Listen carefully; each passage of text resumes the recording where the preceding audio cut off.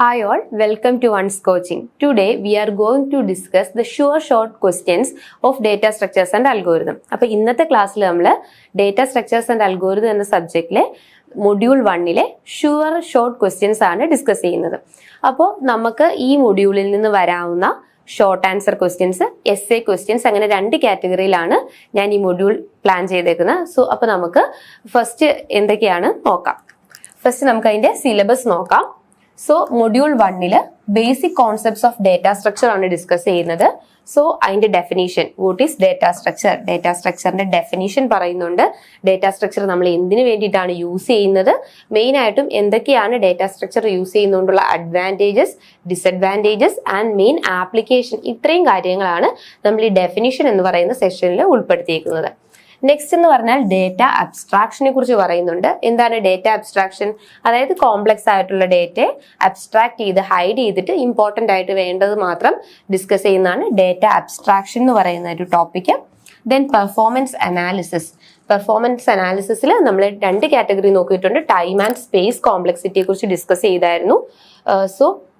Time complexity എന്താണ്, space complexity എന്താണ്, പിന്നെ ആ ടൈമും സ്പേസ് കോംപ്ലക്സിറ്റി എങ്ങനെയാണ് ഓരോ അൽഗോരിതംസ് വരുമ്പം അത് മാറുന്നത്, അല്ലെങ്കിൽ എങ്ങനെയാണ് അതിന്റെ ടൈം കോംപ്ലക്സിറ്റി, എങ്ങനെയാണ് അതിന്റെ സ്പേസ് കോംപ്ലക്സിറ്റി, അതിന് ഡിസ്കസ് ചെയ്തിട്ടുണ്ടായിരുന്നു. പിന്നെ അസിംപ്റ്റോട്ടിക് നൊട്ടേഷൻസിനെ കുറിച്ച് ഡിസ്കസ് ചെയ്തു. Next one polynomial representation using arrays.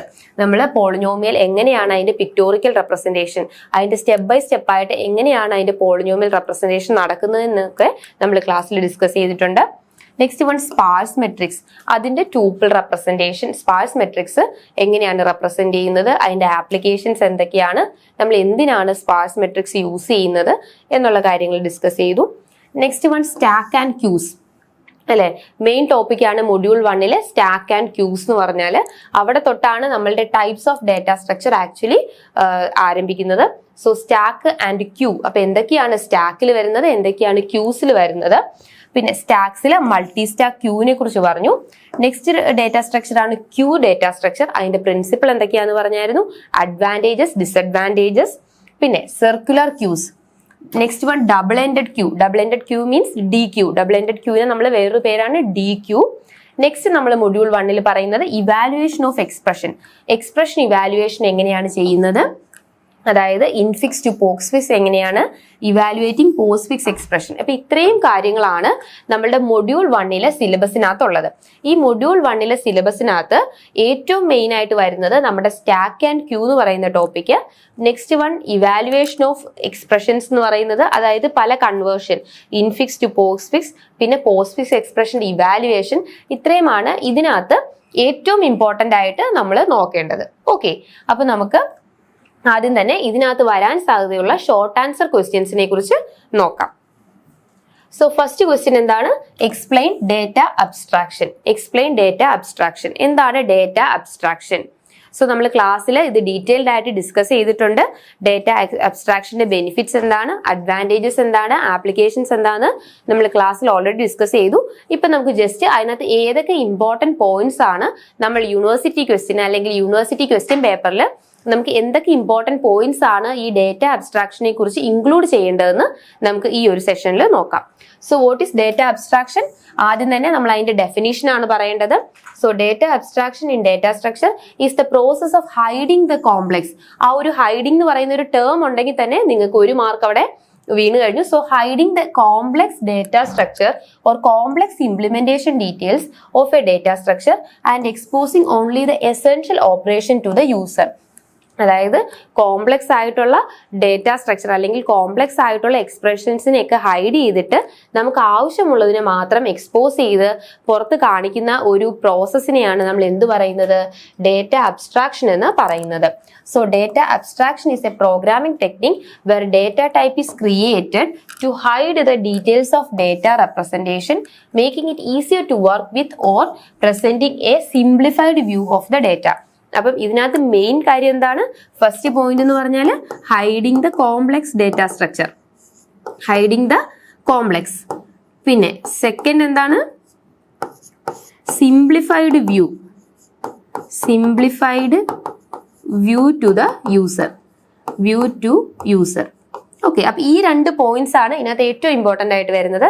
Hiding the complex part and make its view as a simplified version.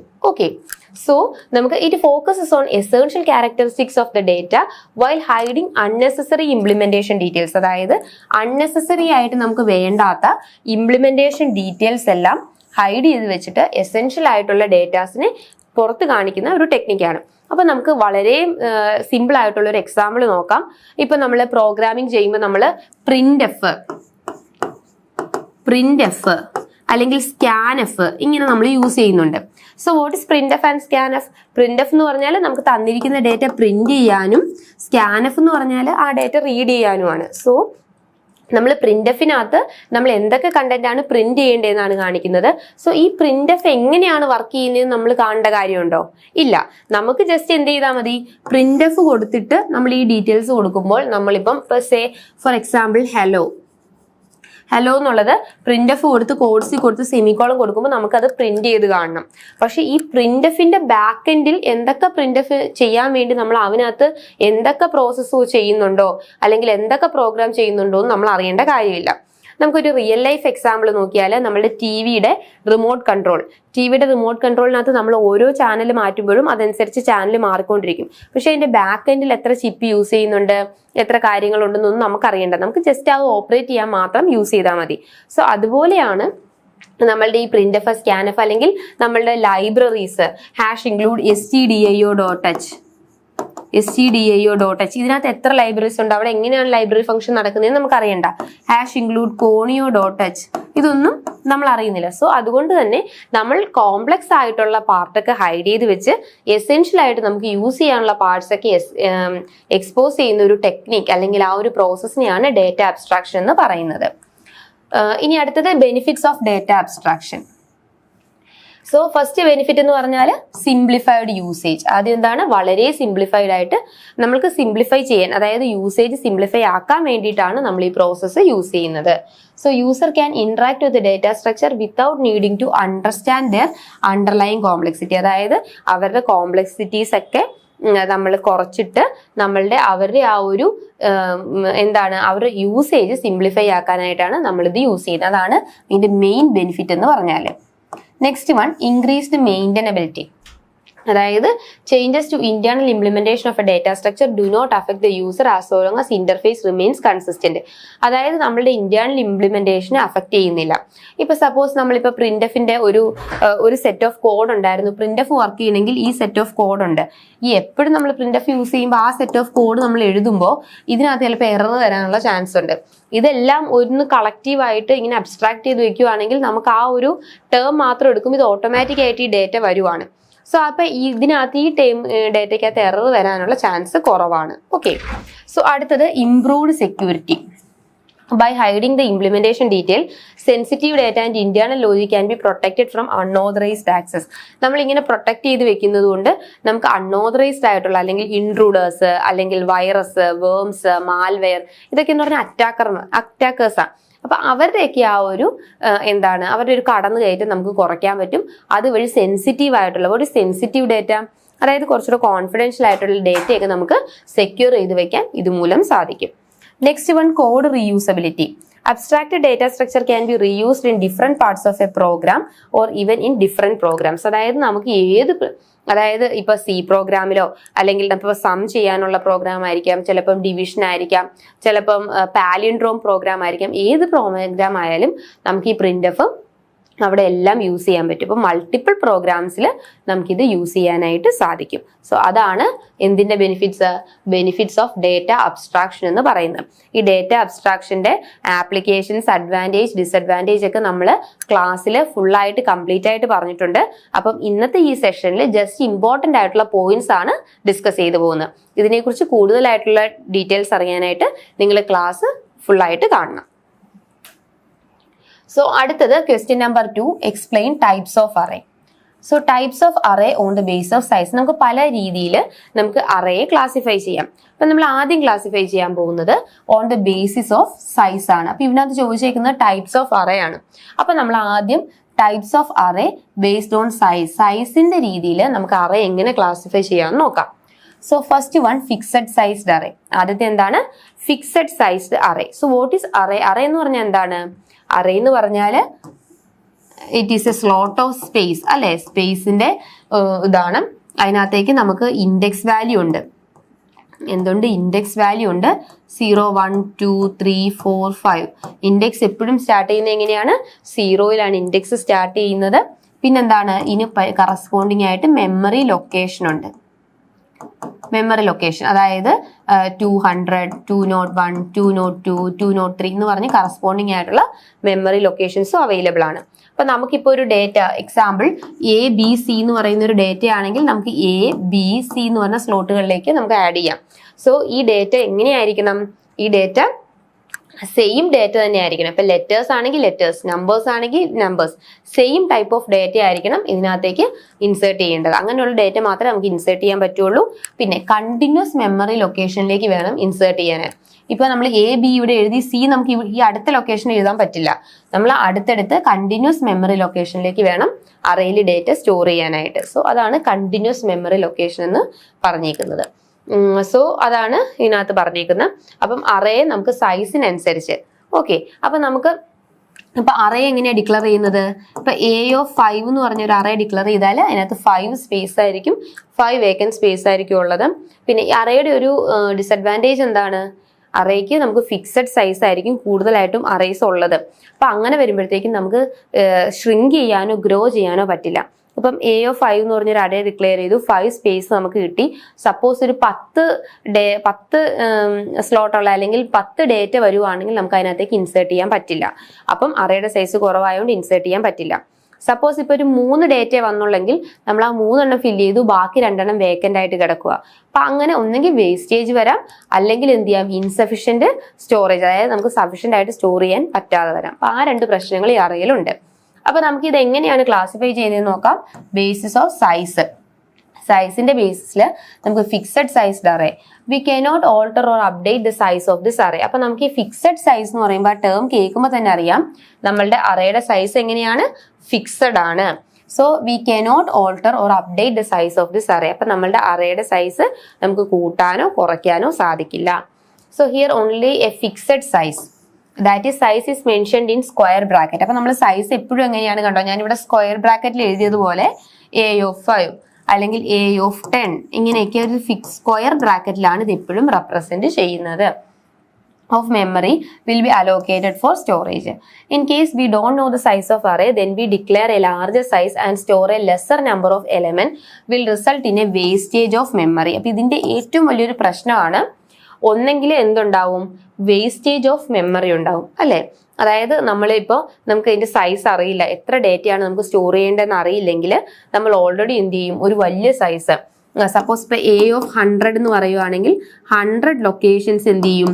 ഇതിനകത്തേക്ക് 100 ലൊക്കേഷൻസ് വരും. ഇങ്ങനെ 100 ലൊക്കേഷൻസ് എന്ത് ചെയ്യും?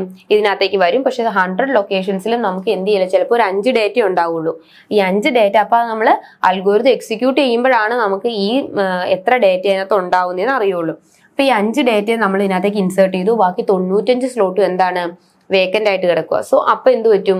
അവിടെ വേസ്റ്റേജ് ഓഫ് മെമ്മറി, അതാണ് ഈ പറഞ്ഞിരിക്കുന്നത്, വേസ്റ്റേജ് ഓഫ് മെമ്മറി ഉണ്ടാവും.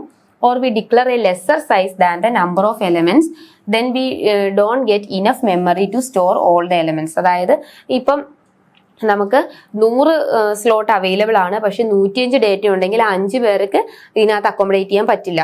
സോ അപ്പോഴെന്ത് പറ്റും? നമുക്ക് ഈ ഡേറ്റ സ്റ്റോർ ചെയ്യാൻ ഇനഫ് ആയിട്ടുള്ള സ്പേസ് അവൈലബിൾ അല്ല. സോ അപ്പോൾ അതാണ് ഈ സ്റ്റാറ്റിക് മെമ്മറി നമ്മൾ പ്രിഫർ ചെയ്യാത്തതിന്റെ കാര്യം, അല്ലെങ്കിൽ ഫിക്സഡ് സൈസ് മെമ്മറി നമ്മൾ പ്രിഫർ ചെയ്യാത്തത് എന്തുകൊണ്ടാണ്? ഒന്നെങ്കിൽ ഇൻസഫിഷ്യന്റ് സ്റ്റോറേജ് ആയിരിക്കും, അല്ലെങ്കിൽ നമ്മുടെ വേസ്റ്റേജ് ഉണ്ടാവും. സോ അതാണ് ഫിക്സഡ് സൈസ് അറേ എന്ന് പറയുന്നത്. നെക്സ്റ്റ് വൺ ആണ് ഡൈനാമിക് സൈസ്ഡ് അറേ. എന്താണ് dynamic sized? The size of the array changes as per the user requirement. അതായത് ഇപ്പൊ നമ്മൾ സപ്പോസ് A(5) ആണ്, 5 സ്ലോട്ട്സ് ആണ് അവൈലബിൾ ആയിട്ടുള്ളത്. ചിലപ്പോൾ ഒരു 6 പേര് വന്നിട്ടുണ്ടെങ്കിൽ നമുക്ക് അത് എന്ത് ചെയ്യാം? അതിന്റെ അറേയുടെ സൈസ് കൂട്ടാൻ പറ്റും. ഇപ്പൊ 100 അറേ നമ്മൾ അലോക്കേറ്റ് ചെയ്തു, 100 സ്ലോട്ട് അലോക്കേറ്റ് ചെയ്തു. സപ്പോസ് ഒരു 10 പേരെ വന്നിട്ടുണ്ടെങ്കിൽ ആ അറേയുടെ സൈസ് നമുക്ക് ഷ്രിങ്ക് ചെയ്യാൻ പറ്റും. സോ അതാണ് എന്ത് ഡൈനാമിക് സൈസ്ഡ് അറേ എന്ന് പറഞ്ഞാല്. So execution of codes or the coders do not have to worry about size. അപ്പൊ അതുകൊണ്ട് തന്നെ നമ്മൾ പിന്നെ സൈസിനെ കുറിച്ച് വറി ചെയ്യേണ്ട കാര്യമില്ല. So they can add or remove the elements as per the need. So നമ്മളുടെ നീഡിനനുസരിച്ച് നമുക്ക് ആഡ് ചെയ്യുകയോ റിമൂവ് ചെയ്യുകയോ ചെയ്യാം. The memory is mostly dynamically allocated and deallocated in these arrays. അപ്പം നമുക്ക് ഈ മെമ്മറി ഡൈനാമിക്കലി അലോക്കേറ്റ് ചെയ്യോ ഡി അലോക്കേറ്റ് ചെയ്യോ ചെയ്യാം. സോ അപ്പൊ രണ്ട് രീതിയിലാണ് ബേസ്ഡ് ഓൺ സൈസിൽ fixed sized array and dynamic sized array. Next type of array based on dimension. ഈ ഡയമെൻഷന്റെ ബേസിൽ എങ്ങനെയാണ് types? First one dimensional array. One dimensional array. You can imagine a one-dimensional array as a row where elements are stored one after the other. അതായത് ഒന്നിന് പുറകെ ഒന്നായിട്ടാണ് നമ്മളുടെ ഈ one dimensional അറേയിൽ elements വരുന്നത്. So ഇനി multi dimensional array ആണെങ്കിലോ? A multi dimensional array is an array with more than one dimension. Multi dimension എന്ന് പറഞ്ഞാൽ ഒരു ഡയമെൻഷനെക്കാട്ടി കൂടുതലാണ്, more than one direction. We can use multi-dimensional array. അപ്പോൾ നമുക്ക് multi-dimensional array to store complex data in the form of tables. അതായത് നമ്മൾ table ഒക്കെ വരയ്ക്കുമ്പോഴാണ് നമുക്ക് രണ്ട് ആക്സിസിലേക്ക് വരുന്നത് അല്ലെ. ഒന്ന് റോസിന്റെയും ഒന്ന് കോളത്തിന്റെയും അല്ലെ. കോളം റോസ് എന്ന് പറഞ്ഞ് രണ്ട് രീതിയിലേക്ക് വരുന്നത്. സോ അത് മൾട്ടി ഡയമെൻഷണൽ അറേയിൽ ടേബിൾസ് ഒക്കെ വരുമ്പോഴാണ് നമ്മൾ മൾട്ടി ഡയമെൻഷണൽ അറേ യൂസ് ചെയ്യുക. നോർമലി നമ്മൾ വൺ ഡയമെൻഷണൽ അറേ ആണ് സാധാരണയായിട്ട് യൂസ് ചെയ്യുക. വൺ ഡയമെൻഷണൽ അറേ എന്ന് പറഞ്ഞാൽ നമ്മൾ സാധാരണയായിട്ട് വരയ്ക്കുന്ന ഇതുപോലുള്ള one dimension array.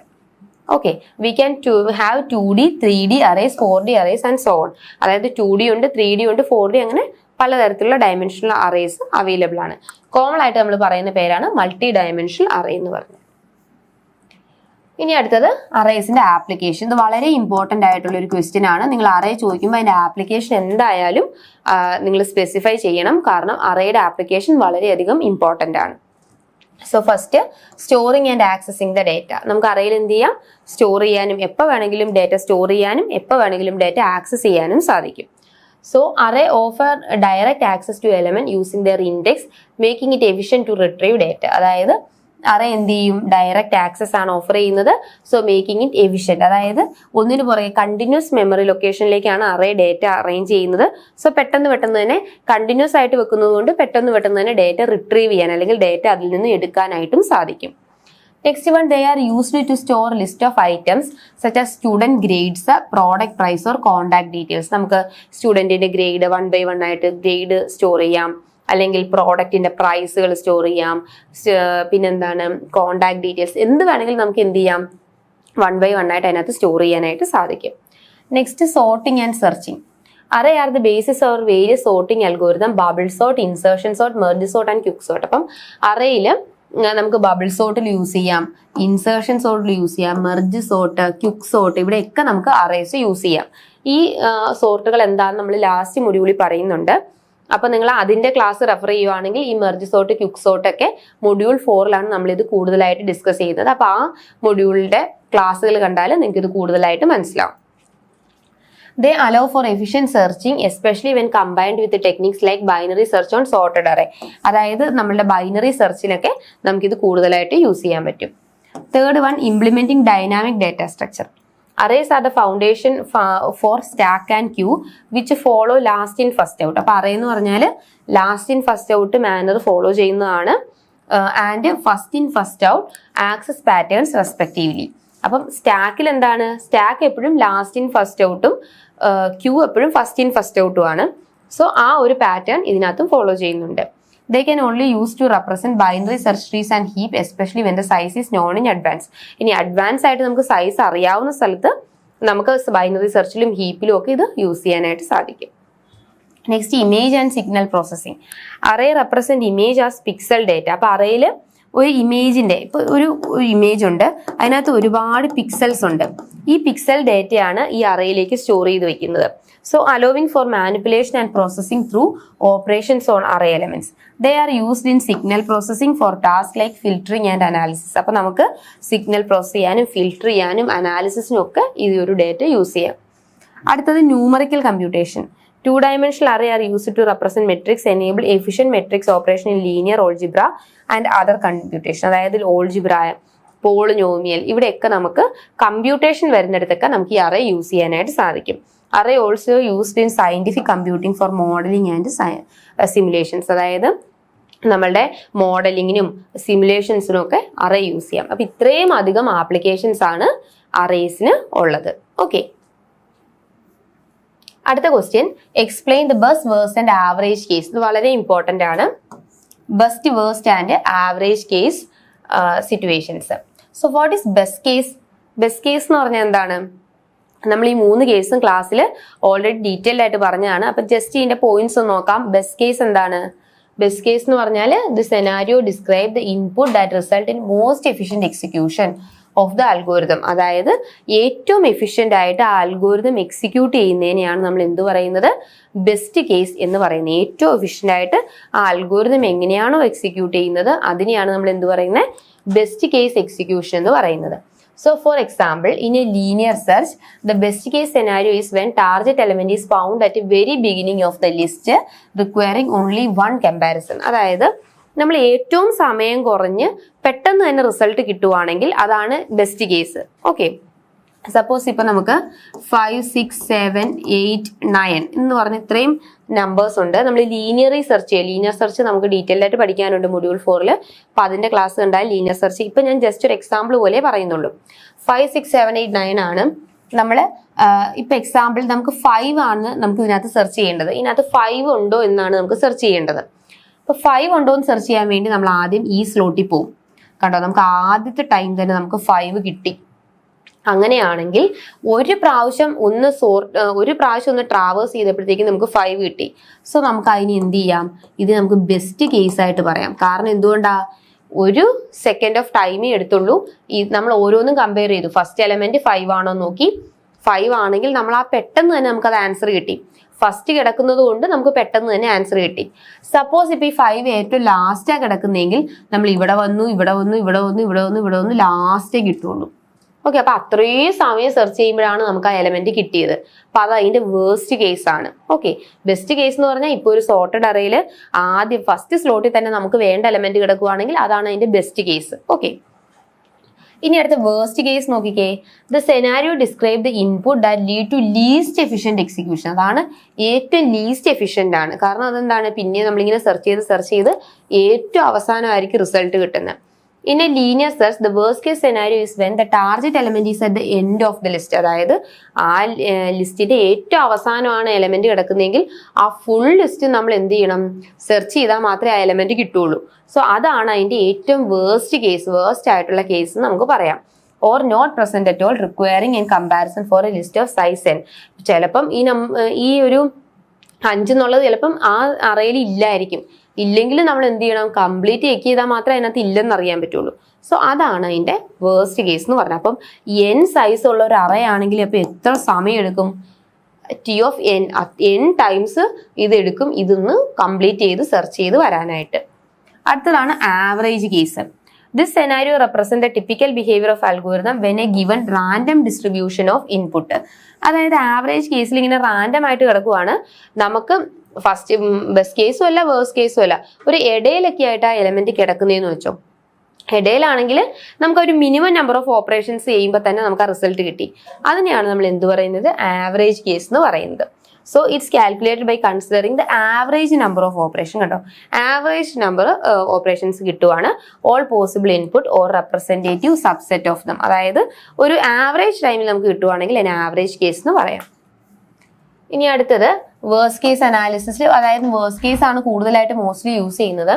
Worst case analysis we calculate the upper bound of the running time. അതായത് നമുക്ക് ഒരു റണ്ണിങ് ടൈം ഉണ്ടെങ്കിൽ അതിന് ഏറ്റവും റണ്ണിങ് ടൈം കൂടുതലാണ് എപ്പോഴും വേഴ്സ്റ്റ് കേസ് വരുള്ളൂ. കാരണം അങ്ങനെ സെർച്ച് ചെയ്ത് ഏറ്റവും അവസാനമായിരിക്കും കിട്ടുന്നത്. അപ്പൊ ടൈം ഏറ്റവും കൂടുതൽ വേണ്ടത് വേഴ്സ്റ്റ് കേസിനാണ്. We know the case that cause a maximum number of, കണ്ടോ, ഏറ്റവും കൂടുതൽ ഓപ്പറേഷൻസ് നടക്കുന്നത് വേഴ്സ്റ്റ് കേസിലാണ്. ഇനി for linear search the worst case happen when the element is searched X ആണ് നമുക്ക് സെർച്ച് ചെയ്യേണ്ട എലമെന്റ്. ചിലപ്പോൾ എക്സ് എന്ത് ചെയ്യില്ല? ആ അറയിൽ ഉണ്ടാവില്ല. ആ സെർച്ച് ഫംഗ്ഷനിൽ എക്സ് ഇല്ലെങ്കിൽ നമ്മൾ അത്രയും ടൈംസ് ആ എത്ര എലമെന്റ് ആ അറയിൽ ഉണ്ടോ അത്രയും സമയം നമ്മൾ ഇത് സെർച്ച് ചെയ്തുകൊണ്ടേ ഇരിക്കണം. അപ്പൊ അതൊരു വേഴ്സ്റ്റ് കേസിന്റെ എക്സാമ്പിൾ ആണ്. ഇനി രണ്ടാമത്തത് ബെസ്റ്റ് കേസ് അനാലിസിസ്. അത് വെരി റയർലി, അതായത് നമുക്ക് അങ്ങനെ പെട്ടെന്ന് ബെസ്റ്റ് കേസ് ഒക്കെ കിട്ടാൻ വളരെ ചാൻസ് കുറവാണ്. ആദ്യം തന്നെ നമ്മൾ സെർച്ച് ചെയ്ത എലമെന്റ് കിട്ടാൻ വളരെ ചാൻസ് കുറവാണ്.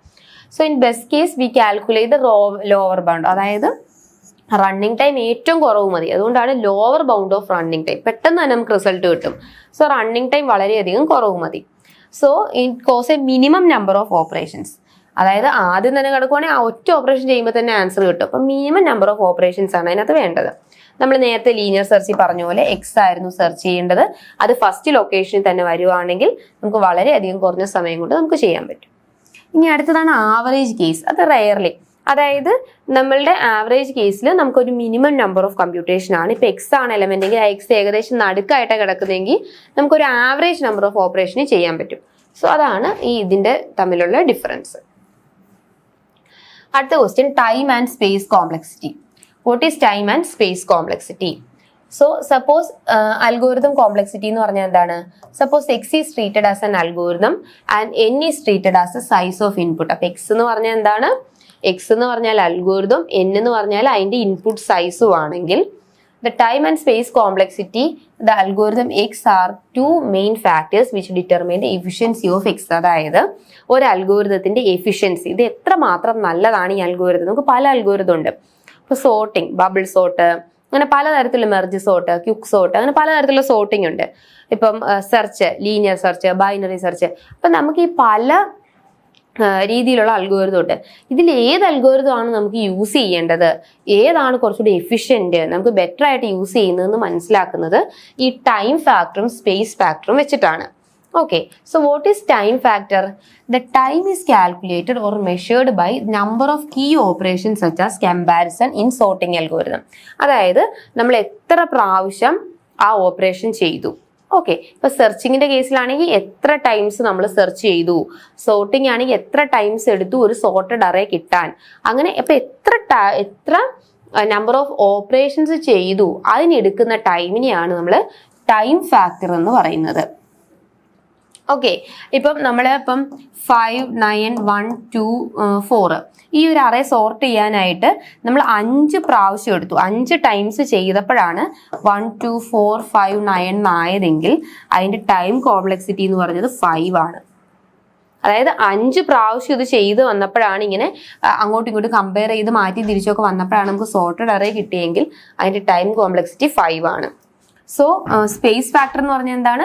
The space is calculated or measured by the counting the maximum memory space. Maximum എത്ര മെമ്മറി സ്പേസ് എടുക്കുന്നു ഇത് അലോക്കേറ്റ് ചെയ്യാനുള്ള ഡിപ്പെൻഡ് ചെയ്തിട്ടാണ് ഇതിന്റെ സ്പേസ് ഫാക്ടർ ഡിപ്പെൻഡ് ചെയ്യുന്നത്. Okay, so the complexity of algorithm F of N provides the running time and storage space of the algorithm with respect to n size of input. അപ്പം n size of inputന്റെ time factor നോക്കണം, space ഫാക്ടറും നോക്കണം. അടുത്തത് space complexity എന്താണ്? Space complexity എന്ന algorithm refer to the amount of memory space needed the algorithm in its life cycle. അതായത് എത്രമാത്രം അത് സ്പേസ് കൺസ്യൂം ചെയ്യുന്നു അതിനെയാണ് സ്പേസ് കോംപ്ലക്സിറ്റി എന്ന് പറയുന്നത്. So, space needed by an algorithm is equal to sum of the following two components. First one, ഒരു fixed part ഉണ്ട്, that is required to store certain data and variable. ഒരു fixed part, അതായത് fixed ആയിട്ട് ആ ഡേറ്റയും variable store ചെയ്യാനുള്ള fixed part ഉണ്ട്, that are not depend on the size of the problem. അത് നമ്മുടെ പ്രോബ്ലം സൈസിനനുസരിച്ചല്ല, അത് ഫിക്സഡ് ആണ്. അടുത്തത് വേരിയബിൾ പാർട്ട് ഉണ്ട്, അതായത് പ്രോബ്ലംസിനനുസരിച്ച് എത്ര സൈസ് അതിന് വേണം, അത് ഡിപ്പെൻഡന്റ് ആണ്, അതനുസരിച്ച് എത്ര സൈസ് വേണം എന്നുള്ളതാണ് ഇതിനകത്ത് പറഞ്ഞേക്കുന്നത്. ദ സ്പേസ് കോംപ്ലക്സിറ്റി നമ്മൾ ഡിനോട്ട് ചെയ്യുന്നത് എസ് ഓഫ് പി എന്ന് പറഞ്ഞിട്ടാണ്. അപ്പൊ S of P is equal to A plus S P of I, where A is treated. അപ്പൊ ഈ എ എന്ന് പറയുന്നതിനെയാണ് നമ്മൾ ഫിക്സഡ് പാർട്ട് എന്ന് പറയുന്നത്, ഇതിനെയാണ് നമ്മൾ ഡൈനാമിക് അല്ലെങ്കിൽ വേരിയബിൾ പാർട്ട് എന്ന് പറയുന്നത്. ഓക്കെ, അപ്പൊ S of I is treated as the variable part of algorithm which depends on instance. അതായത് ഈ ഐ എന്ന് പറഞ്ഞാൽ അതിന്റെ സൈസ്, അപ്പൊ എത്ര സൈസ് അനുസരിച്ച് നമ്മളിത് നോക്കും. ഓക്കെ, ഇനി അടുത്ത question, explain advantage and disadvantage of double ended queue. What is double ended queue? D Q എന്ന് പറഞ്ഞാൽ നമുക്ക് ഡബിൾ, അതായത് രണ്ട് എൻഡിലും നമുക്ക് ഇൻസേർഷൻ ഡിലീഷനും പോസിബിൾ ആണ് അല്ലെ. സാധാരണ ഒരു ക്യൂ സ്ട്രക്ചർ എങ്ങനെയാണ്? ക്യൂ സ്ട്രക്ചറിന്റെ ഒരു എണ്ണത്തിൽ നമ്മൾ ഇൻസേർട്ട് ചെയ്യുന്നു, അടുത്ത സൈഡിൽ കൂടെ നമ്മൾ എന്ത് ചെയ്യുന്നു? ഡിലീറ്റ് ചെയ്യുന്നു അല്ലെ. അങ്ങനെയല്ലേ ക്യൂ സ്ട്രക്ചർ? ഇത് ഫസ്റ്റ് ഇൻ ഫസ്റ്റ് ഔട്ട് പ്രിൻസിപ്പിളാണ് ക്യൂല് നമ്മൾ നോക്കുന്നത്. ഫസ്റ്റ് ഇൻ ഫസ്റ്റ് ഔട്ട് എന്ന് പറഞ്ഞാൽ ആദ്യം ആരാണോ എൻട്രി ചെയ്യുന്നത് അവർക്ക് സർവീസ് കൊടുക്കും, അവർ ആ ക്യൂവിൽ നിന്ന് പോകും. അടുത്ത ആൾ വരുന്നു, അയാൾക്ക് സർവീസ് ചെയ്യുന്നു, അയാൾ ആ ക്യൂവിൽ നിന്ന് പോകും. ഡബിൾ എൻഡഡ് ക്യൂ എന്ന് പറഞ്ഞാൽ ഈ സൈഡിൽ തന്നെ ഇൻസേർഷൻ ഡിലീഷനും പറ്റും, ഇവിടെയും ഇൻസേർഷൻ ഡിലീഷനും പോസിബിൾ ആവും. രണ്ട് സൈഡിലും ഇൻസേർഷൻ ഡിലീഷനും പോസിബിൾ ആവുന്നതിനെയാണ് ഡബിൾ എൻഡഡ് ക്യൂ എന്ന് പറയുന്നത്. So D Q is a hybrid data structure that combines the features of stack and queue. സ്റ്റാക്കിന്റെയും ക്യൂവിന്റെയും ഒരു കമ്പൈൻ ചെയ്ത വേർഷനാണ് ഡി ക്യൂ എന്ന് പറയുന്നത്. So it is allow use to insert and delete elements. കണ്ടോ, insert and delete elements from both ends of the queue. ക്യൂവിന്റെ രണ്ട് എൻഡിൽ നിന്ന് നമുക്ക് ഇൻസേർഷനും ഡിലീഷനും പോസിബിൾ ആണ്. So the name D Q is abbreviation of double ended queue. D Q എന്ന് പറഞ്ഞാൽ എന്തിന്റെ അബ്രിവേഷൻ ആണ്? ഡബിൾ എൻഡഡ് ക്യൂവിന്റെ അബ്രിവേഷൻ ആണ്. അടുത്ത, imagine an event where you have 2 gates to enter and exit a place. ഇപ്പൊ നമ്മളിപ്പോ ഒരു സ്ഥലത്തേക്ക് നമുക്ക് 2 ഗേറ്റ് വെച്ചിട്ടുണ്ട്. People are entering. ഇപ്പൊ സാധാരണയായിട്ട് ചിലയിടത്ത് എൻട്രിയും എക്സിറ്റും 2 ഗേറ്റ്. പക്ഷെ ചിലയിടത്ത് എങ്ങനെയാണ്? രണ്ടിടത്തൂടെയും എൻട്രിയും എക്സിറ്റും പോസിബിൾ ആണ്. അതായത് ആദ്യത്തെ ഗേറ്റിൽ കൂടെ എൻട്രിയും ചെയ്യാം, എക്സിറ്റും ചെയ്യാം, രണ്ടാമത്തെ ഗേറ്റിൽ കൂടെ എൻട്രി ചെയ്യാം, എക്സിറ്റ് ചെയ്യാം. ആ ഒരു രീതിയാണ് ഈ ഡബിൾ എൻഡഡ് ക്യൂവിൽ പറയുന്നത്. So, when people are leaving, they are leaving from the front gate and some sneak from the side gate. Now we need to manage the flow of people from both ends. അപ്പോൾ നമുക്ക് സാധാരണ ഒരു Q പോലെയല്ല. അതാകുമ്പോൾ ഒരു സൈഡിൽ ഇൻസേർഷനും മറ്റേ സൈഡിൽ ഡിലീഷനും ആകുമ്പോൾ നമുക്ക് മാനേജ് ചെയ്യാൻ എളുപ്പമാണ്. പക്ഷെ രണ്ടിടത്തൂടെ ആൾക്കാർ കയറി ഇറങ്ങുകയും ചെയ്യുമ്പോൾ നമുക്ക് മാനേജ് ചെയ്യാൻ കുറച്ച് ഡിഫിക്കൽട്ട് ആണ്. സോ അതിന്റെ അഡ്വാൻറ്റേജസ് എന്താണെന്ന് നോക്കാം. ബൈ ഡയറക്ഷണൽ ഓപ്പറേഷൻ, രണ്ട് സൈഡിൽ കൂടെയും ചെയ്യുന്നത് കൊണ്ട് നമുക്ക് പെട്ടെന്ന് ക്യൂയിലേക്ക് എത്താൻ പറ്റും. Okay, so DQ allow for efficient insertion and deletion of element from both the front and back. This flexibility is a key advantage over standard queues. അപ്പോൾ നമ്മൾ സാധാരണ ക്യൂവിനെക്കാട്ടിലും കുറച്ചുകൂടെ ഒരു അഡ്വാൻസ്ഡ് വേർഷൻ ആണ് ഡബിൾ എൻഡഡ് ക്യൂ. ഇനി versatility. Due to their bidirectional nature, DQ are effectively emulate both stack and queue. അതായത് സ്റ്റാക്കിൽ എങ്ങനെയാണ്? സ്റ്റാക്ക് എന്ന് പറഞ്ഞാൽ എങ്ങനെയാ? ഇതാണ് സ്റ്റാക്ക്. ഇതിലേക്കൂടെ പുഷ് ചെയ്യുന്നു, ഇത് പോപ്പ് ചെയ്യുന്നു. അതായത് ഒരേ സൈഡിൽ കൂടെ തന്നെയാണ് ഇൻസേർഷൻ ഡിലീഷൻ നടക്കുന്നത്. അപ്പം സ്റ്റാക്ക് ഇങ്ങനെയാണ്, സാധാ ക്യൂ എങ്ങനെയാണ്? ഒരു സൈഡിൽ കൂടെ ഇൻസേർട്ട് ചെയ്യുന്നു, മറ്റേ സൈഡിൽ കൂടെ ഡിലീറ്റ് ചെയ്യുന്നു. അപ്പം ഇതിന്റെ ഒരു കോമ്പിനേഷനാണ് നമ്മൾ ഡി ക്യൂ എന്ന് പറയുന്നത്. അപ്പം ഡി ക്യൂവിന് സ്റ്റാക്കിന്റെയും ഫീച്ചേഴ്സ് ഉണ്ട്, ക്യൂവിന്റെയും ഫീച്ചേഴ്സ് ഉണ്ട്. അടുത്തത് efficient operation. Operation like adding or removing element at either end of a DQ typically have a time complexity of big of 1. അപ്പം നമ്മുടെ എപ്പോഴും ഇതിന്റെ ടൈം കോംപ്ലക്സിറ്റി എന്ന് പറഞ്ഞാൽ ബിഗ് ഓഫ് 1 ആണ്. എന്തുകൊണ്ടാ? അറ്റ് എ ടൈമിൽ ഒരാളെ ഇൻസേർട്ട് ചെയ്യുന്നുള്ളൂ, ഒരാളെ ഡിലീറ്റ് ചെയ്യുന്നുള്ളൂ. അതായത് ആ ടൈമിൽ നമ്മൾ ഒരു ഡേറ്റ മാത്രമേ ഇൻസേർട്ട് ചെയ്യുകയോ അല്ലെങ്കിൽ ഒരു ഡേറ്റ മാത്രമേ ഡിലീറ്റ് ചെയ്യുകയോ ചെയ്യുന്നുള്ളൂ. സോ അതുകൊണ്ട് തന്നെ അതിന്റെ ടൈം കോംപ്ലക്സിറ്റി എന്തായിരിക്കും? ബിഗ് ഓഫ് 1 ആയിരിക്കും. ഇനി അടുത്ത് ഡിസഡ്വാൻറ്റേജ് നോക്കാം. ഇൻക്രീസ്ഡ് കോംപ്ലക്സിറ്റി വളരെയധികം കൂടുതലാണ്. കാരണം എന്തുകൊണ്ടാണ്? നമ്മൾ സിമ്പിൾ ക്യൂവിനെ സംബന്ധിച്ച് ഒരിടത്തൂടെ മാത്രമേ ഇൻസേർഷൻ ഡിലീഷനും ഉള്ളൂ.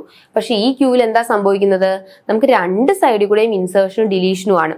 അപ്പൊ അത് കുറച്ചുകൂടെ എന്താണ്? കോംപ്ലക്സ് ആണ് നമുക്ക് അതൊന്ന് വർക്ക് ചെയ്യാനായിട്ട്. ഇപ്പൊ നമ്മൾ ഒരു ഗേറ്റ് ഉണ്ട്, ആ ഗേറ്റ് രണ്ടിടത്തൂടെയും നമ്മൾ ആൾക്കാരെ എൻട്രി ചെയ്യും എക്സിറ്റ് ചെയ്യുകയും ചെയ്യുമ്പോൾ അവിടെ കുറച്ചുകൂടെ ഒരു എന്താണ് റഷ് ഉണ്ടാവാൻ ചാൻസ് ഉണ്ട്. സോ അതുപോലെയാണ് ഇതിന്റെ കോംപ്ലക്സിറ്റി കൂടുതലാണ്. ഇനി അടുത്തത് cash inefficiency. Linked list implementation. If implemented using a linked list, non-continuous memory allocation can lead to poorer cache performance compared to array-based data structure. അതായത് ക്യൂവിൽ ഒന്ന് അതായത് കണ്ടിന്യൂസ് മെമ്മറി ലൊക്കേഷൻ വേണമെന്ന് നിർബന്ധമില്ല. എവിടെ വേണമെങ്കിലും മെമ്മറി അലോക്കേറ്റ് ചെയ്യാം ലിങ്ക് ലിസ്റ്റ് ഇംപ്ലിമെന്റേഷനിൽ. സോ നമുക്ക് ഇതൊരു നോഡുണ്ട്, ഇതൊരു നോഡുണ്ട്, ഇതൊരു നോഡുണ്ട്. നമുക്ക് സപ്പോസ് ഇപ്പോൾ എ ബി സി എന്ന് പറഞ്ഞൊരു ഡേറ്റ ആണെങ്കിൽ ചിലപ്പോൾ എനിക്ക് എ ഇവിടെ വെക്കാം, ബി ഇവിടെ വെക്കാം. നോൺ കണ്ടിന്യൂസ് ആ.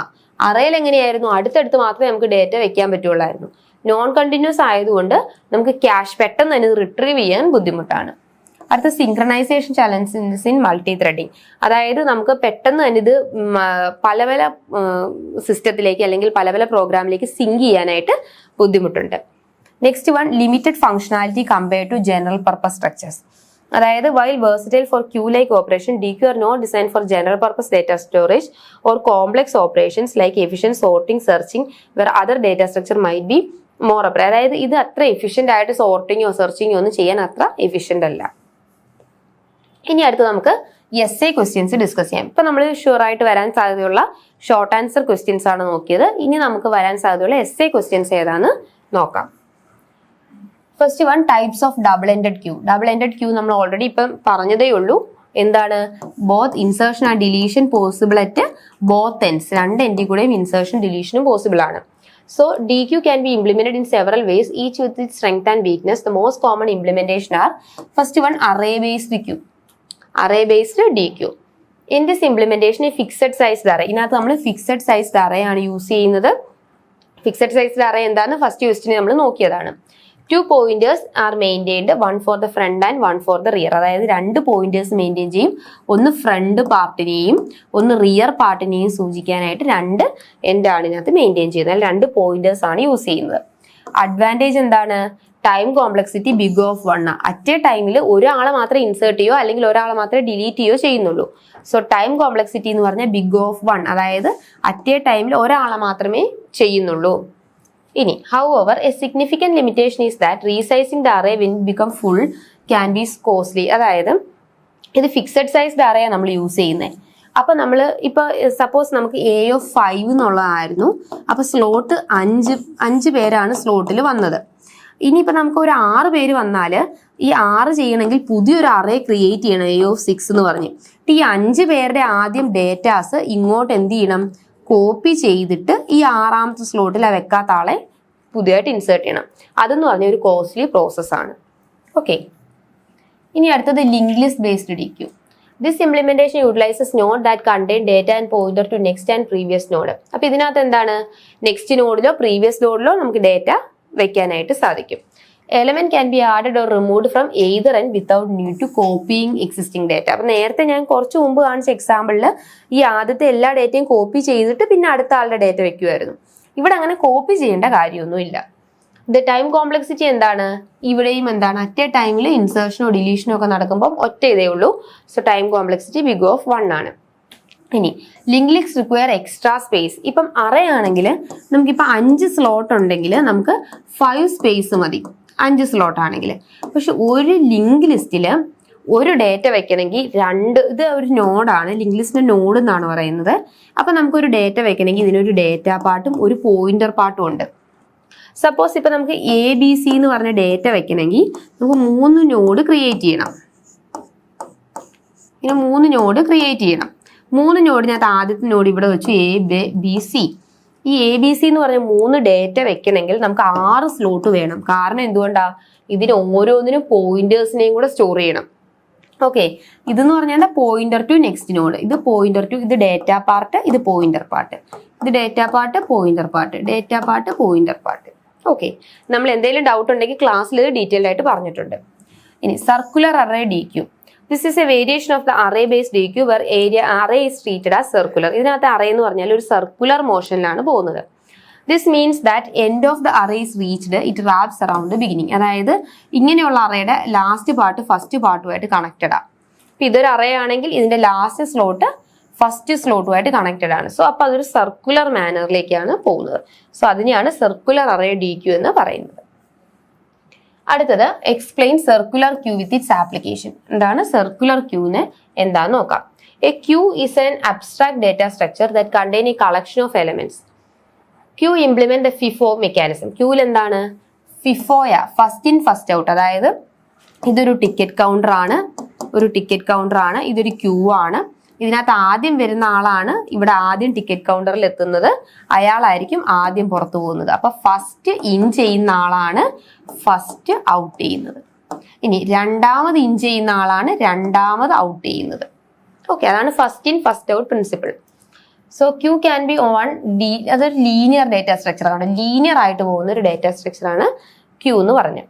But it may create some problem if we implement queue using array. Sometimes by using consecutive insert and delete, the front and rear portion will change in the moment the queue has no space to insert element into it. അതായത് ഒരുപാട് elements വരുമ്പോൾ അതിന്റെ front rear പാർട്ടൊക്കെ മാറിപ്പോകാൻ chance ഉണ്ട്. So നമ്മൾ എന്ത് ചെയ്യും? ഒരു circular Q use ചെയ്യും. സർക്കുലർ ക്യൂ യൂസ് ചെയ്യുമ്പോഴത്തേക്കും നമുക്ക് കുറച്ചുകൂടെ സ്പേസ് യൂസ് ചെയ്യാൻ പറ്റും. കാരണം ഈ ലാസ്റ്റ് സ്ലോട്ട് ഫസ്റ്റ് സ്ലോട്ടിലേക്ക് കണക്ട് ചെയ്യുന്നതുകൊണ്ട് നമ്മളിങ്ങനെ സർക്കുലർലി കറങ്ങി സ്ലോട്ടുകൾ പോവുക. അപ്പം നമുക്ക് കുറച്ചും കൂടെ എന്താണ്, നമുക്ക് ഇത് ലോജിക്കൽ പ്രോബ്ലംസ് ഒക്കെ കുറച്ചുകൂടെ ഒഴിവാക്കാൻ പറ്റും, കുറച്ചുകൂടെ ഫ്രീ സ്പേസ് കൂട്ടാൻ പറ്റും. So circular queue is a type of queue which last position is connected back to the first position. Okay, അപ്പം ഇങ്ങനെ ഒരു ക്യൂ സ്ട്രക്ചർ ആണ്. ഇങ്ങനെ ഒരു ക്യൂവിലെ സ്ട്രക്ചർ ആണെങ്കിൽ എൻ്റെ ലാസ്റ്റ് പൊസിഷൻ ഫസ്റ്റ് പൊസിഷനുമായിട്ട് കണക്ട് ചെയ്തേക്കുക. ഇനി once the queue become full we cannot insert the next element if there is a space in front of the queue. By using a circular queue we can use the space to insert the element. അതായത് നമുക്ക് ഇവിടെയൊക്കെ slot ഉണ്ട്, ബാക്കിലേക്കാണ് ആൾക്കാർ നിൽക്കുന്നതെങ്കിൽ നമ്മുടെ ഈ ബാക്കിലുള്ള ആളെ നമുക്ക് ഫ്രണ്ടിൽ കൊണ്ടുവന്ന് കണക്ട് ചെയ്യാം. ഇനി it is a linear data structure. കണ്ടോ, ലീനിയർ ഡേറ്റ സ്ട്രക്ചർ ആണ്, FIFO മെക്കാനിസം ആണ് ഫോളോ ചെയ്യുന്നത്. ഇനി അടുത്തത് ആപ്ലിക്കേഷൻസ് ഓഫ് സർക്കുലർ ക്യൂ. എന്തൊക്കെയാണ് സർക്കുലർ ക്യൂവിന്റെ applications? First one, memory management. Circular queue are used in memory management to manage the memory efficiently. അപ്പൊ നമുക്ക് മെമ്മറി വളരെ എഫിഷ്യൻ്റ് ആയിട്ട് മാനേജ് ചെയ്യാനായിട്ട് സാധിക്കും. It is used to allocate memory to the process when they are in need of memory. അപ്പൊ നമ്മുടെ മെമ്മറിയുടെ need അനുസരിച്ച് നമുക്ക് എന്ത് ചെയ്യാൻ പറ്റും? സ്പേസ് അലോക്കേറ്റ് ചെയ്യാൻ സാധിക്കും. ഇനി അടുത്തത് buffer management. These queues are also useful in buffer management. നമ്മൾ ബഫർ ചെയ്യാനായിട്ട് യൂസ് ചെയ്യും. Consider a situation where data is produced at a faster rate than it is consumed. In such case, circular queue used to store the data temporarily. അത് temporary ആയിട്ട് data store ചെയ്യാനും ആ data തന്നെ വീണ്ടും വീണ്ടും buffer ചെയ്ത് വീണ്ടും വീണ്ടും കാണിക്കാനും ഒക്കെ ഈ സർക്കുലർ ക്യൂ യൂസ് ചെയ്യും. ഇനി operating system. Suppose your system has a lot of process to execute. In such case, for better management of process, operating system uses circular to allocate CPU to the process. അതായത് ഇങ്ങനെ കുറേ പ്രോസസ്സുകളുണ്ട്. അപ്പോൾ എന്ത് ചെയ്യും? അതിങ്ങനെ കറങ്ങി കറങ്ങി റൊട്ടേറ്റ് ചെയ്ത് ഓരോ പ്രോസസ്സുകളായിട്ട് കണ്ടിന്യൂ ചെയ്ത് പോകും. ഇനി അടുത്തത് ട്രാഫിക് മാനേജ്മെന്റ്. അത് നിങ്ങൾക്ക് മനസ്സിലാവുന്ന ഒരു എക്സാമ്പിൾ ആണ്. നമ്മൾ ട്രാഫിക്കിൽ റെഡ്, ഗ്രീൻ, യെല്ലോ എന്നും പറഞ്ഞ് ഇങ്ങനെ പോവാണ്.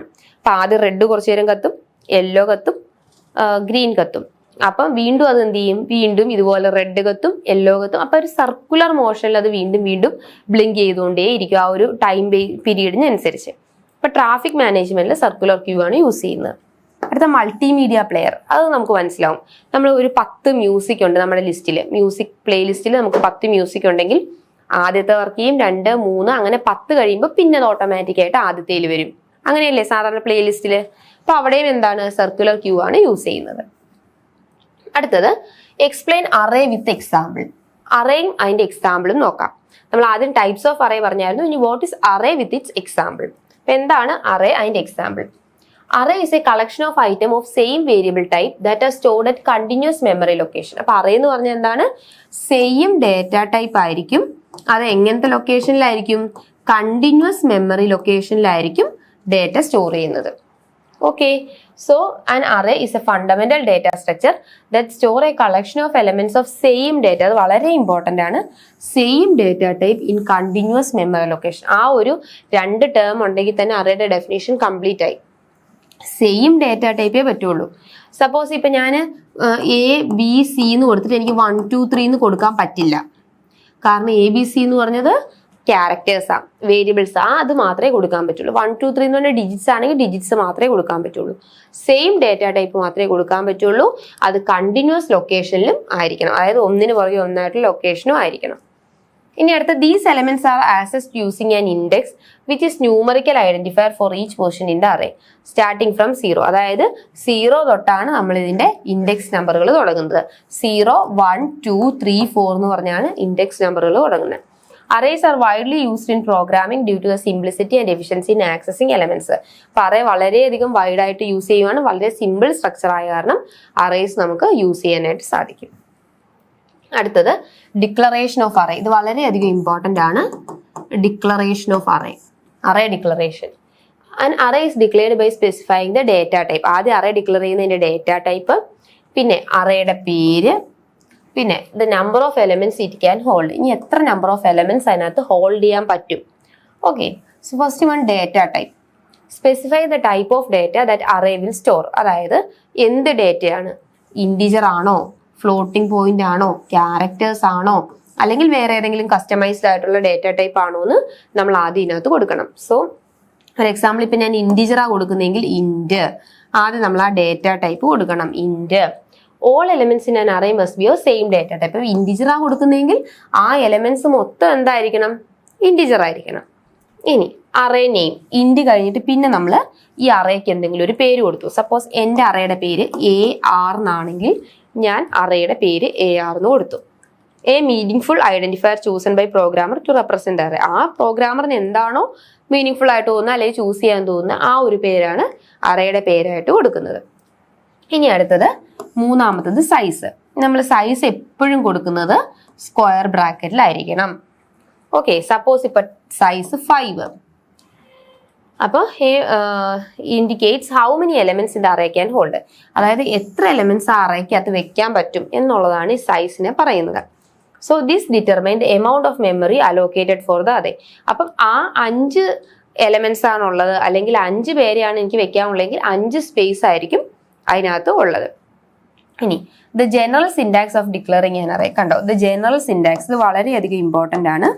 General syntax data type, array name, array size. കണ്ടോ ഡേറ്റ ടൈപ്പ് എന്ന് പറഞ്ഞാൽ ഞാൻ നേരത്തെ പറഞ്ഞ പോലെ ഇന്റ്, അറേ നെയിം ഞാൻ നേരത്തെ കൊടുത്തത് AR, സൈസ് എത്രയാണ് കൊടുത്തത് 5, എന്നിട്ട് ഒരു സെമി കോളനും കൂടെ വേണം. ഇതിന്റെ കൂടെ ഒരു സെമി കോളനും കൂടി ഇട്ടാൽ ഈ എന്ത് ഡിക്ലെയർ ആവും, 5 സൈസ് ഉള്ളൊരു അറേ ഡിക്ലെയർ ആവും. അതിന്റെ ഇൻഡെക്സ് തുടങ്ങുന്ന 0, 1, 2, 3, 4 ഇങ്ങനെ ഒരു അറേ ഡിക്ലെയർ ആവും. ഓക്കെ, ഈ അറേയുടെ ഡേറ്റ എങ്ങനെയായിരിക്കണം വേണ്ടത്, ഇൻഡിജർ വാല്യൂ ആയിരിക്കണം. ഓക്കെ അല്ലേ. അപ്പൊ അറേ ഡിക്ലെയർ ചെയ്യുമ്പോൾ എന്തൊക്കെ വേണം, data type, array name, size. അപ്പം ഈ 3 കാര്യങ്ങളാണ് അറേ ഡിക്ലെയർ ചെയ്യാൻ വേണ്ടത്. അടുത്തത് applications of array. Continuous memory എന്താണ്, നമ്മുടെ അറേസ് ഇങ്ങനെ കണ്ടിന്യൂസ് മെമ്മറി ലൊക്കേഷനിലേക്കാണ് ഡേറ്റ സ്റ്റോർ ചെയ്യുന്നത്. So one after the other ആണ്. അപ്പൊ നമുക്ക് പെട്ടെന്ന് തന്നെ ഇങ്ങനെ അടുക്കി ഡേറ്റ സ്റ്റോർ ചെയ്ത് വെച്ചാൽ നമുക്ക് പെട്ടെന്ന് തന്നെ റിട്രീവ് ചെയ്ത് എടുക്കാൻ സാധിക്കും. സപ്പോസ് നമ്മളൊരു വാർഡ്രോബിനകത്ത് ഡേറ്റാസ് എല്ലാം അല്ലെങ്കിൽ ഡ്രസ്സ് എല്ലാം അടുക്കി വെക്കുമ്പോൾ പെട്ടെന്ന് തന്നെ നമുക്ക് പെട്ടെന്ന് എടുക്കാൻ സാധിക്കും. ആ സെയിം പ്രൊസീജിയർ തന്നെയാണ്. Array store elements in continuous memory location making it efficient to access elements using their index. ആ ഇൻഡെക്സ് വാല്യൂ വെച്ചിട്ട് നമുക്ക് പെട്ടെന്ന് ആ ഡേറ്റാസ് എടുക്കാൻ സാധിക്കും. Next one, fixed size. In many languages like C, C++, Java, the size of an array is fixed at the time of declaration and cannot be changed later. അപ്പോൾ fixed size ആയതുകൊണ്ട് തന്നെ ഇടയ്ക്കിടയ്ക്ക് array change ഒന്നും വരുന്നില്ല. ആ fixed size array ആയിരിക്കും use ചെയ്യുന്നത്. ഇനി നമുക്ക് 2 ടൈപ്പ് ഉണ്ട്, ഫിക്സഡ് സൈസ് ഉണ്ട്, ഡൈനാമിക് ഉണ്ട്. നമ്മുടെ പ്രോഗ്രാമിന്റെ ഡിപ്പെൻഡൻസി അനുസരിച്ച് നമുക്ക് മാറ്റാം. Zero based indexing. In most language array index start from 0. അപ്പൊ അറേയുടെ ഇൻഡെക്സ് എങ്ങനെയാണ്, നമ്മൾ 0 തൊട്ടാണ് സ്റ്റാർട്ട് ചെയ്യുന്നത്. 0, 1, 2, 3 എന്നാണ് സ്റ്റാർട്ട് ചെയ്യുന്നത്. ഫസ്റ്റ് എലമെന്റിന്റെ ഇൻഡെക്സ് എപ്പോഴും എന്തായിരിക്കും, 0. സെക്കൻഡിന്റെ ഇൻഡെക്സ് എപ്പോഴായിരിക്കും, 1 ആയിരിക്കും, ആൻഡ് സോ ഓൺ. ഇനി അടുത്തത് initialisation. Array can be initialised with value at the time of declaration. അതായത് എപ്പോഴും നമ്മുടെ ആ അറേയുടെ സൈസ് ആ ഇനിഷ്യലൈസ് ചെയ്യുമ്പോൾ തന്നെ അറേയുടെ സൈസ് ഡിക്ലെയർ ചെയ്യണം. അതായത് 1, 2, 3, 4, 5 ആണെങ്കിൽ ഇവിടെ 5 എന്നുള്ളത് ഓൾറെഡി ഡിക്ലെയർ ചെയ്തിട്ടുണ്ട്. ഇനി അടുത്തത് dynamic array. Some language like Python offer dynamic array that can grow or shrink in the size during runtime. അപ്പോൾ ഡൈനാമിക് അറേ ആണെങ്കിൽ ചുമ്മാ ഇങ്ങനെ നമ്പർ ഒന്നും കൊടുക്കണ്ട, നമുക്ക് എത്ര വേണമെങ്കിലും അതിനെ ഗ്രോ ചെയ്യാനോ ഷ്രിങ്ക് ചെയ്യാനോ പറ്റും. അപ്പൊ നമുക്ക് വേസ്റ്റേജ് ഉണ്ടാവില്ല, അല്ലെങ്കിൽ ഇൻസഫിഷ്യന്റ് ആയിട്ട് മെമ്മറി ഉണ്ടാവില്ല. എപ്പോൾ വേണമെങ്കിലും നമുക്ക് കൂട്ടാനോ കുറയ്ക്കാനോ സാധിക്കും. അതാണ് നമ്മളുടെ അറേയുടെ അഡ്വാൻറ്റേജ്. അപ്പൊ എന്തൊക്കെയാണ്, continuous memory, fixed size, zero based indexing, initialisation, dynamic array. അപ്പൊ ഇന്നത്തെ ക്ലാസ്സിൽ നമ്മൾ ഡേറ്റ സ്ട്രക്ചേഴ്സ് ആൻഡ് അൽഗോരിതം എന്ന സബ്ജക്റ്റിലെ മൊഡ്യൂൾ 1 ഷുവർ ഷോർട്ട് ആൻസേഴ്സ് അല്ലെങ്കിൽ ക്വസ്റ്റ്യൻസ് അതിന്റെ ആൻസേഴ്സും ആണ് ഡിസ്കസ് ചെയ്തത്. അപ്പം ഇതിന്റെ ഡീറ്റെയിൽഡ് ആയിട്ടുള്ള ക്ലാസ്സുകൾ നമ്മളുടെ ആപ്പിൽ അവൈലബിൾ ആണ്. അപ്പം എന്തെങ്കിലും ഡൗട്ട്സ് ഉള്ളവർ ആ ക്ലാസ്സിലെ ആപ്പ് റെഫർ ചെയ്യേണ്ടതാണ്. അപ്പോൾ നമ്മൾ മൊഡ്യൂൾ 1 ഇമ്പോർട്ടൻ്റ് ആയിട്ടുള്ള ക്വസ്റ്റ്യൻസ് ഡിസ്കസ് ചെയ്തു. With this I am concluding this session. Thank you. Keep watching once.